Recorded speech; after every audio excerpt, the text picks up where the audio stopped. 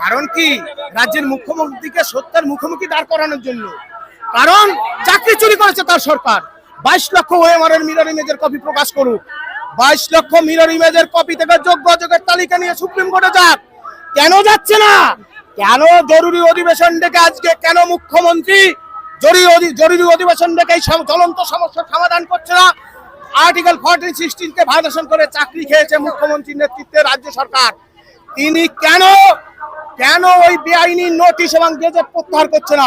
মুখ্যমন্ত্রীকে সত্যের মুখোমুখি দাঁড় করানোর জন্য যাচ্ছি। শিক্ষামন্ত্রীকে বলছেন আমরা তালিকা প্রকাশ করব। শিক্ষামন্ত্রীর কথা তাকে বলুন, তার কথার আমরা উত্তর দিই না। মুখ্যমন্ত্রীকে বলুন সত্যের মুখোমুখি যদি না দাঁড়ায়, আমরা ক্ষুদিরামের দেশের মানুষ আমরা আত্মত্যাগ করার জন্য যাচ্ছি। গুলি চালাতে বলবেন মুখ্যমন্ত্রীকে বলবেন গুলিটা চালিয়ে দিতে। সুমন বাবু, এর আগে বিকাশ বাবুর কাছে আপনারা গিয়েছিলেন, এছাড়াও অভিজিৎ গাঙ্গুলির কাছে আপনারা গিয়েছিলেন, কোনো কি আদৌ সুরাহা হচ্ছে? দেখবেন, সময় বলবে। সময় বলবে। দিল্লিতে গেছি, মানবাধিকার কমিশনে মামলা হয়েছে, সুপ্রিম কোর্টের প্রধান বিচারপতিকে চিঠি দিয়েছি। দেখবেন কি হয়। আমরা সব জায়গায় যেতে প্রস্তুত আছি।